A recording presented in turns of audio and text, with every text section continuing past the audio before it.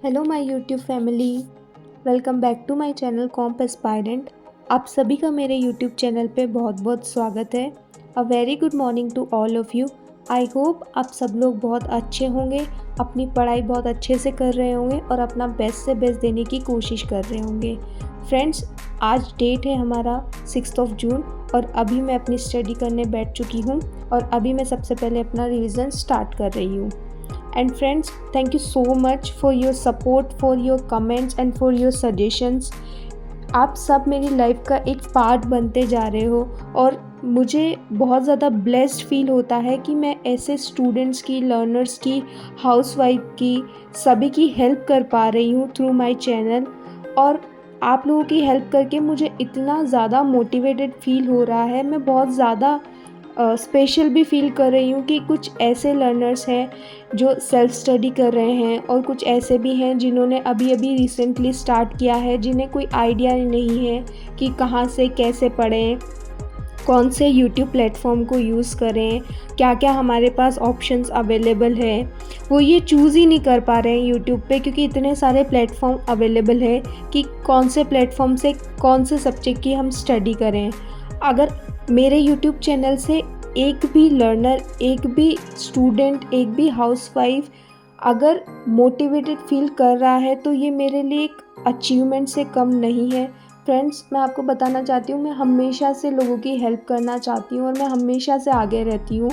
और मैं बहुत ज़्यादा खुश हूँ कि एटलीस्ट मेरा मैसेज मैं अपनी जर्नी को आप लोगों के साथ शेयर कर रही हूँ। आप लोगों तक ये चीज़ कन्वे हो पा रही है, आप लोग खुद इस चीज़ से गाइडेंस ले पा रहे हो और अपनी स्टडी को, अपनी प्रिपरेशन को और स्ट्रॉन्ग से स्ट्रॉन्ग बना रहे हो।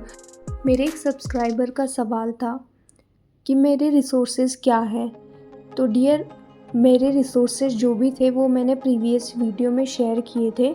साथ में मैंने एंड ऑफ द वीडियो में एक फ़ोटो भी डाला था जिसमें मैंने सारे रिसोर्सेज लिखे हुए थे और वीडियो के अंदर वर्बली भी शेयर किया था।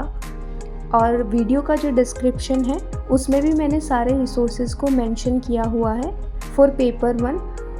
आपका कोई भी क्वेरी है स्टिल तो आप मुझे कमेंट करके बता सकते हैं। मैंने पेपर 1 का प्रीवियस वीडियो में शेयर किया हुआ है सारा डिटेल।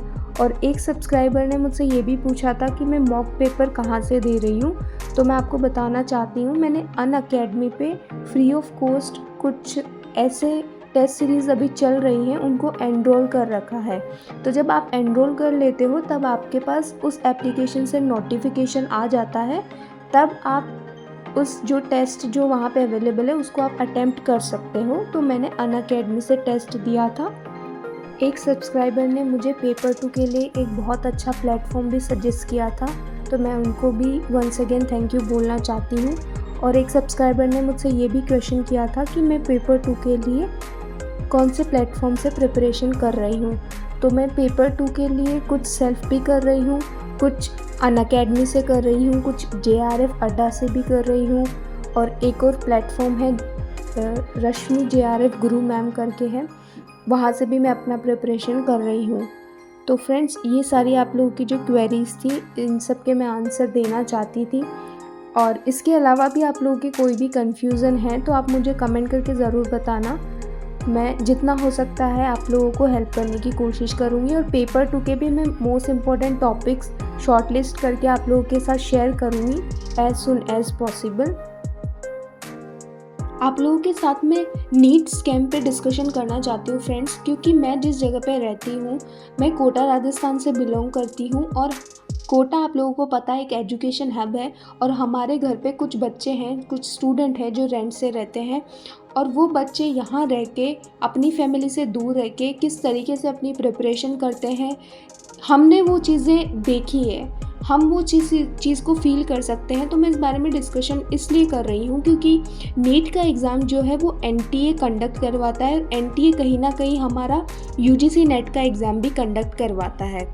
इस बार NTA ने जो नीट का रिज़ल्ट दिया, एक तो वो 10 दिन पहले उन्होंने डेट शिफ्ट कर दी। दूसरी बात, जब रिज़ल्ट निकला तो जो ऑल इंडिया रैंक पे बच्चे थे वो 67 बच्चे थे, 67 student got all India rank. और उनके 720 मार्क्स में से out of 70 that means full में से फुल मार्क्स दिए थे।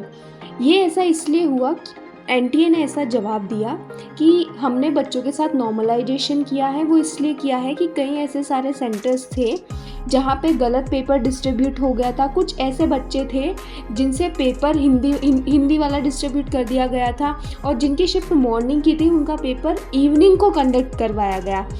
पहली बात तो ये कि जो बच्चा 1 साल तक पूरी अपनी अच्छे से प्रिपरेशन कर रहा है और जिस दिन एग्ज़ाम देने जा रहा है उसको गलत पेपर दे रहे हो, उस बच्चे का स्ट्रेस और एंजाइटी लेवल कितना ज़्यादा बढ़ जाता है। दूसरा, उसका पेपर सुबह उसी सेम टाइम पे ना करवा के आप उसका पेपर शाम को 6 साढ़े 6 बजे कंडक्ट करवा रहे हो।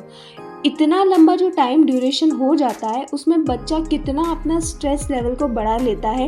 एक 18, 19, 20 साल का बच्चा ये नीट का पेपर दे रहा है, और क्या ऐसे सिचुएशन में आप लोग बच्चों को डाल रहे हो, और क्या वो बच्चा इतना सारा प्रेशर और इतनी सारी चीज़ों को हैंडल कर पाएगा?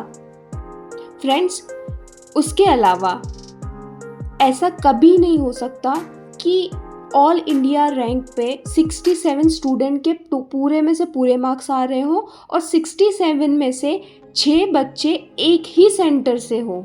अगर आपको नॉर्मलाइजेशन ही करना था बच्चों के साथ तो आपको थोड़े बहुत मार्क्स से लेकर आप नॉर्मलाइजेशन कर सकते थे।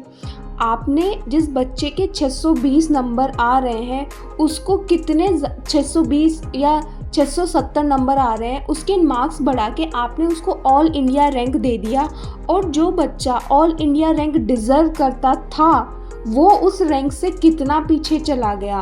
फ्रेंड्स, ये एक बहुत ज़्यादा सीरियस मैटर है। हम यहाँ रहते हैं, हमें पता है कि बच्चे कितना सेक्रीफाइस करते हैं इस एग्ज़ाम के लिए।